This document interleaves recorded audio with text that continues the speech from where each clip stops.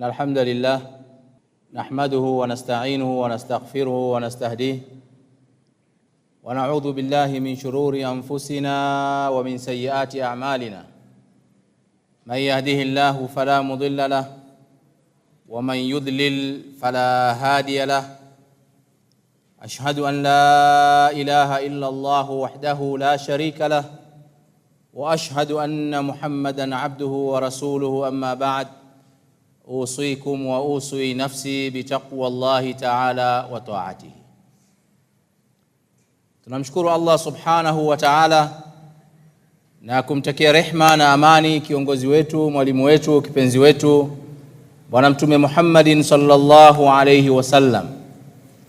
Na wahusieni pamoja na kuihusia nafsi yangu kumcha Allah subhanahu wa ta'ala na kumtii. Ndugu zangu Waislamu, maudhui ya khutba yangu ya leo tutazungumzia maandalizi ya kupokea msimu wa kheri. Tupo ndani ya masiku ya mwezi wa Shaaban. Ni masiku machache yaliyobakia kuweza kuingia ndani ya mwezi mtukufu wa Ramadhani. Ndugu zangu Waislamu, msimu wa mwezi wa Ramadhani ni msimu wa kheri, na kama tunavyojua kila mtu ana msimu wake. Wakulima wana msimu wao ambao kabla ya msimu wenyewe hufanya maandalizi ya mashamba yao kujiweka sawa. Unapoingia msimu wanakuwa wako tayari, wamejiandaa. Wafanyabiashara wana misimu yao, hata watu wa michezo wana misimu yao, lakini watu wa Allah subhanahu wa ta'ala wana msimu wao, nao ni msimu wa mwezi mtukufu wa Ramadhani.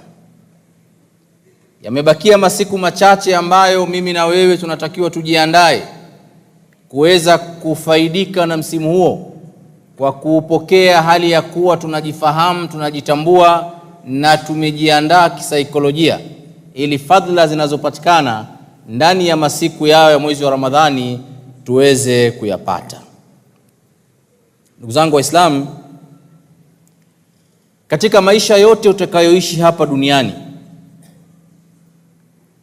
ambayo Allah subhanahu wa ta'ala amekujalia kuishi, miaka 40, miaka 50, miaka 60, umejaliwa sana 70, 80.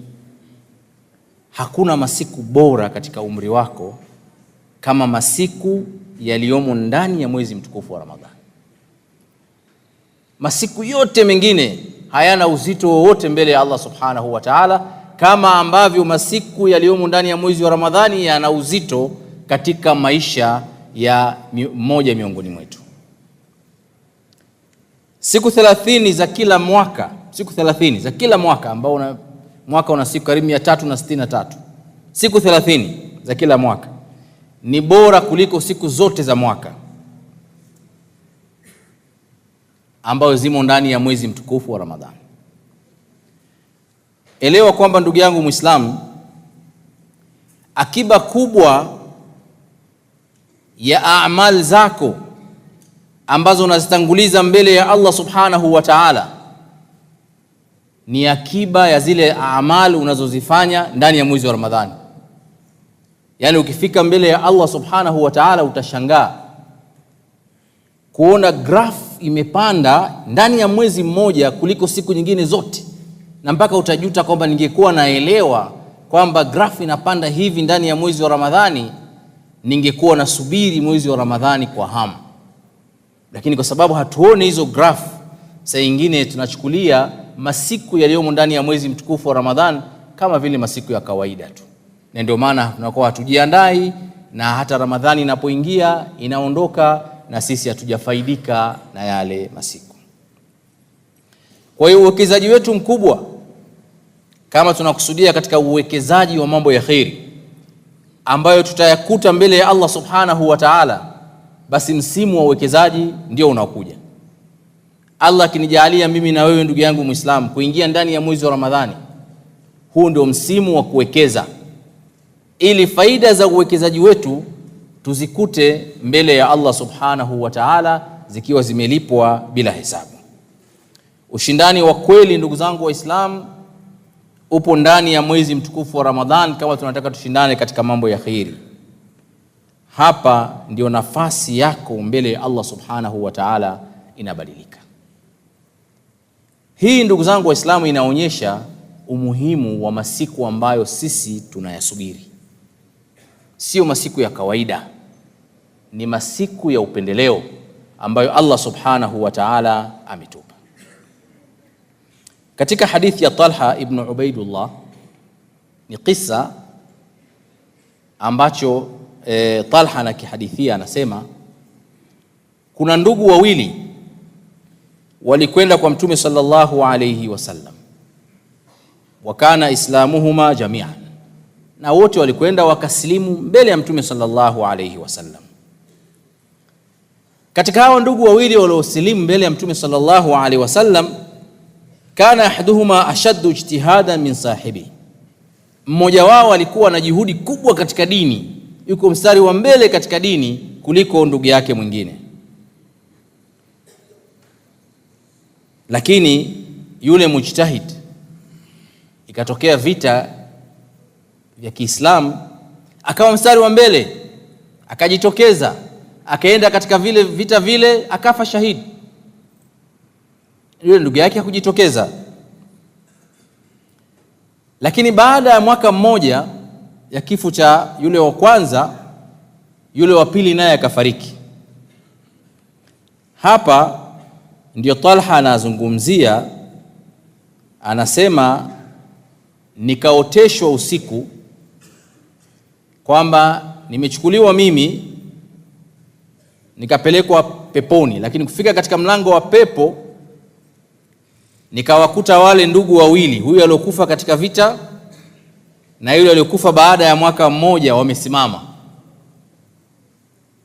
Akatoka malaika wa pepo akatuangalia na akamruhusu yule ambaye alikuwa hana jitihada sana katika dini, alikufa kifo cha kawaida, akamwambia wewe ndio unatakiwa uingie kwanza peponi. Akaingia, baada ya muda akarudi, akamwambia sasa yule aliyokufa shahidi yule, wewe unatakiwa uingie peponi. Naye akaingia.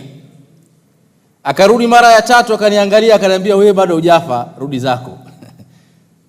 Yaani huwezi kuingia peponi sababu uko hai. Alikuwa anaota. Anasema kile kisa kikamsumbua sana. Lakini kilichomsumbua, anasema kwa nini aingizwe yule ambaye tunamfahamu hakuwa na jitihada sana kama ndugu yake aliyokufa katika jihad, aingizwe peponi kabla ya ndugu yake? Kuna kitu gani? Kwa hiyo ikawa munakasha baina ya masahaba wa Mtume sallallahu alaihi wasallam. Talha anasema fabalagha dhalika Rasulullah sallallahu alaihi wasallam, habari zile zikamfikia Mtume sallallahu alaihi wasallam. Faqal min ayi dhalika ta'jabun, nashangazwa na nini sasa kutokana na kisa hichi? Qalu ya Rasulullah hadha kana ashaddu ijtihadan, huyu ambaye amecheleweshwa kuingia peponi alikuwa na juhudi kubwa zaidi. Thumma stushhida fi sabilillah, na mpaka kifo chake kilikuwa ni katika njia ya Allah subhanahu wa ta'ala. Wa dakhala hadha aljanna qablahu, lakini ndugu yake huyu alikuwa muislamu wa kawaida tu, ameingia peponi kabla yake. Mtume sallallahu alaihi wasallam akawauliza kwa kuambia, alaysa qad makatha hadha ba'dahu sana, hivi baada ya kifo cha huyu ndugu alofariki, huyu mnasema kwamba alikuwa na jitihadi, huyu ndugu yake salikaa mwaka mzima baada yake? Akasema bala ya Rasulullah. Akasema katika mwaka ule, je, si alifunga mwezi wa Ramadhani akaswali na akafanya ibada? Wakasema bala ya Rasulullah. Akasema nashangaa nini? Tofauti iliyopo baina yao ni kama mbingu na ardhi. Yani daraja ya huyu ambaye nyinyi mnamuona na amali ndogo, kwa kupata mwezi wa Ramadhani mmoja tu peke yake zaidi ya ndugu yake, thawabu zake zimempita yule aliyotangulia kama vile mbingu na ardhi. Hadithi hii wanachuoni wanaitumia kuzungumzia, kuonyesha fadhila ambazo zinapatikana ndani ya mwezi wa Ramadhani, kwamba mtu atakayejaliwa kuwa yuko hai, Ramadhani kamkuta, akaifunga, akafanya mambo mema, subhanallah, daraja lake mbele ya Mwenyezi Mungu linapaa, amali zake zinapaa zaidi. Kwa sababu gani? Ya fadhila zinazopatikana ndani ya msimu wa mwezi wa Ramadhani. Na hii ndugu zangu haishangazi, kwa sababu wewe just imagine tu kwamba usiku mmoja, sio usiku mmoja, tena masaa machache, ambayo kama utafanya ibada kwa ikhlas katika usiku ule, utahesabiwa mbele ya Allah subhanahu wa ta'ala umefanya ibada bila kumwasi Mwenyezi Mungu miaka 83. Yani umeishi miaka 83 hujawahi kumwasi Mwenyezi Mungu, katika miaka 83 ile umefanya ibada 100%. Subhanallah. Nani ana uwezo ndugu zangu kukaa miaka 83 asifanye madhambi? Hakuna. Lakini fursa hiyo imo ndani ya mwezi wa Ramadhani, imo katika siku moja tu ya mwezi wa Ramadhani, kuonyesha fadhila ya haya masiku ya upendeleo na msimu huu ambao uko mbele yetu. Ndugu zangu Waislamu, Mtume sallallahu alaihi wasallam katika hadithi ya Abi Huraira radhiyallahu anhu, ilikuwa ikifika masiku kama haya akiwabashiria na kuwatanabahisha vile vile masahaba zake kuhusiana na umuhimu wa mwezi huu. Mtume sallallahu alikuwa anasema, qad ja'akum shahru Ramadhan, unawaijieni mwezi wa Ramadhan, shahrun mubarak, ni mwezi ambao Allah subhanahu wa ta'ala ameubariki ndani yake. Iftara Allahu alaikum, Mwenyezi Mungu amefaradhisha juu yenu siyamahu, kuufunga huo mwezi. Yuftahu fihi abwabul janna, ndani ya mwezi huo milango yote ya pepo hufunguliwa, haifungwi. Wa yughlaqu fihi abwabul jahim, na milango yote ya moto inafungwa, haina kazi tena katika mwezi huo. Wa tughallu fihi shayatin, na mashaitani wanafungwa minyororo ili wasiwashawishi nyinyi waumini. Fihi lailatun khairu min alfi shahr, ndani ya mwezi huo kuna usiku mmoja ambao ni bora kuliko miezi 1000. Man hurima khairuha au khairaha faqad hurima, yule atakayenyimwa na atakayekosa khairi zinazopatikana ndani ya mwezi mtukufu wa Ramadhani, basi kweli huyu amekula hasara iliyokuwa kubwa. Haya ni maneno alikuwa akiyazungumza Mtume sallallahu alaihi wasallam kwa masahaba zake, kuwaonyesha kwamba wanakabiliwa na masiku matukufu ambayo wanatakiwa wamuombe Allah subhanahu wa ta'ala waweze kuyafika. Tunamuomba Allah subhanahu wa ta'ala nijalie mimi na wewe ndugu yangu Muislamu atufikishe ndani ya mwezi mtukufu wa Ramadhani tukiwa na afya njema, na tuweze kufaidika na yale ambayo yanapatikana katika fadhila ndani ya mwezi huo. Ndugu zangu, kuna fursa kubwa tena ya upendeleo ambayo inapatikana ndani ya mwezi wa Ramadhani, na ili tuweze kupata fadhila hizo ndani ya mwezi wa Ramadhani ni lazima maandalizi tuyaanzie hivi sasa. Leo nitagusia maeneo mawili tu kwa haraka haraka ambayo mimi na wewe tunatakiwa tujiandae ndugu yangu Muislamu katika kupokea mwezi mtukufu wa Ramadhani. Eneo la kwanza ni nia, kuweka nia. Ibada yote katika Uislamu kama inakuwa haina nia, ile ibada inakuwa haina uzito wote mbele ya Allah subhanahu wa ta'ala. Na nia tunatakiwa tuanzie kuanzia sasa hivi. Kuanzia sasa hivi kuweka nia kwamba kama Mwenyezi Mungu subhanahu wa ta'ala atanipa uhai nikaipata Ramadhani ya mwaka huu 2026, basi nitafanya 1, 2, 3, 4, 5, yale yote yako katika uwezo wako na hata ambayo yako nje ya uwezo wako. Wewe weka nia tu, Allah subhanahu wa ta'ala atakufanyia tawfik. Weka malengo yako, weka ratiba yako kuanzia sasa hivi. Andaa sadaka zako ambazo utazitoa ndani ya mwezi wa Ramadhani. Andaa zaka zako kama unastahili kutoa zaka. Malizia kazi zako zinazokufanya uwe busy, ili ndani ya Ramadhani upate aina fulani ya likizo ya kumwabudu Allah subhanahu wa ta'ala, na kutoa muda wako mwingi wa kusoma Qur'an, kukaa msikitini na kufanya mambo ya khairi.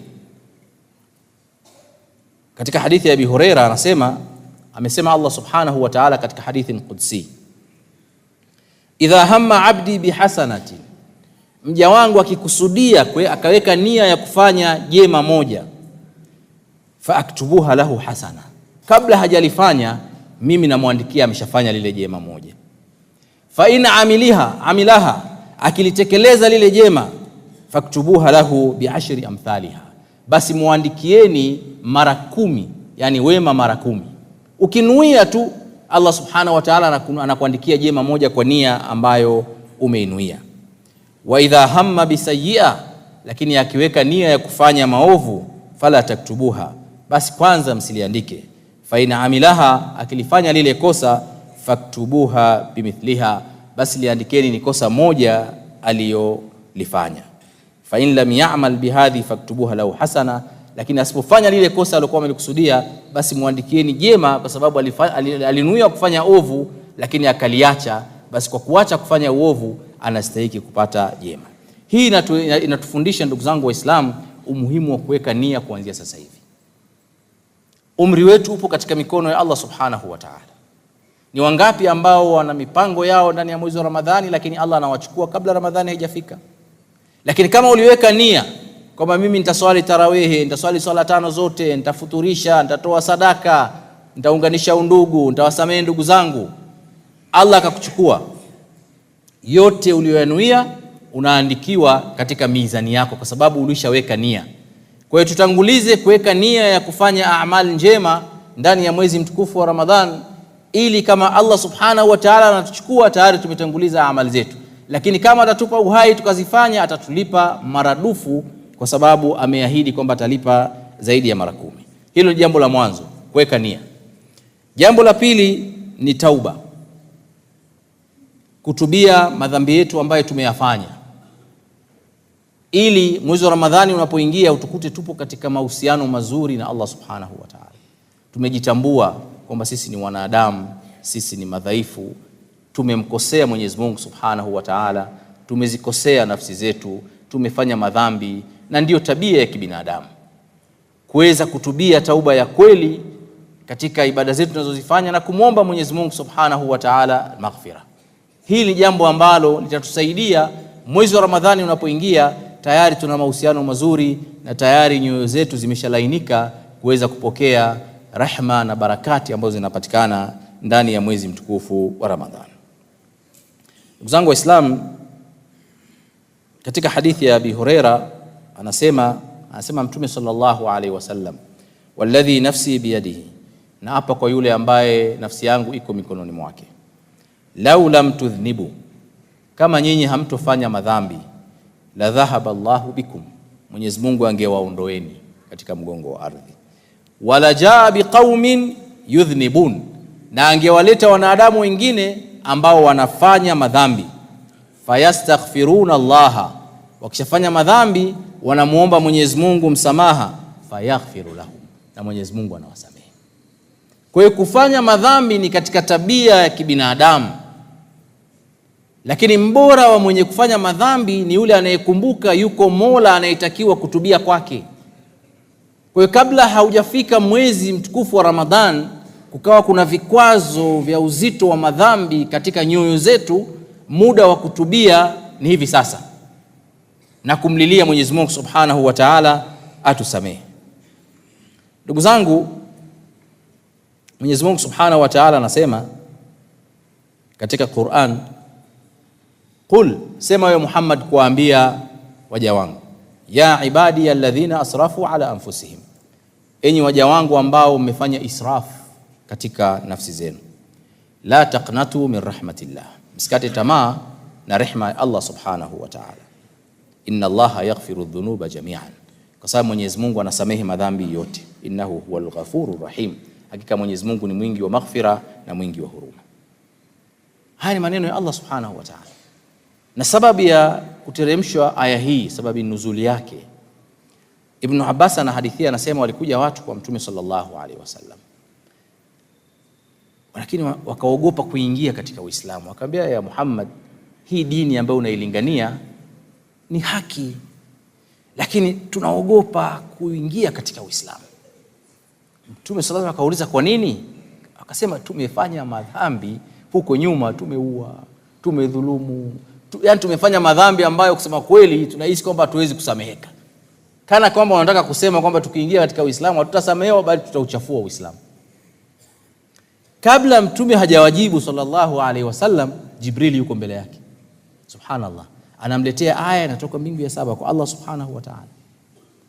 Mwenyezi Mungu asema, qul, sema wewe Muhammad kuambia hawa watu waliouliza maswali yao, waliofanya madhambi ambao wanahisi madhambi yao hayasameheki, qul, waambie ya ibadi ya enyi waja wangu. Subhanallah, mijitu miuaji, miizi, majambazi, midhulumu, lakini Mwenyezi Mungu enyi waja wangu, ya ibadi, enyi waja wangu, alladhina asrafu ala anfusihim, mmefanya israfu katika madhambi, mmepituka mipaka katika kufanya maasi, la taqnatu min rahmatillah, msikate tamaa na rehema ya Allah subhanahu wa ta'ala. Kwa nini? Inna Allaha yaghfiru dhunuba jami'an, Mwenyezi Mungu anasamehe madhambi yote, innahu huwal ghafurur rahim, aika Mwenyezi Mungu ni mwingi wa maghfira na mwingi wa rehema.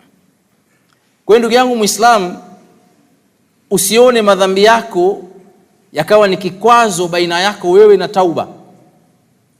Wewe mlilie Allah subhanahu wa ta'ala, labda madhambi uliyoyafanya yakiwa ni ya dhulma, hayo Mwenyezi Mungu hawezi kuyasamehe mpaka urudishe haki za watu kwa uliowadhulumu.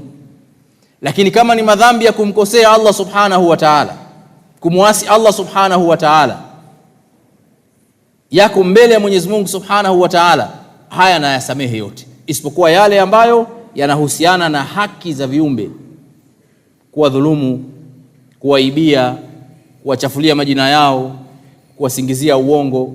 Haya mpaka aliyodhulumiwa yeye ndio aseme nimekusamehe. Kwa hiyo kwa mnasaba huo, ndugu zangu Waislamu, tuwe tuna tabia ya kuwasamehe waliotukosea.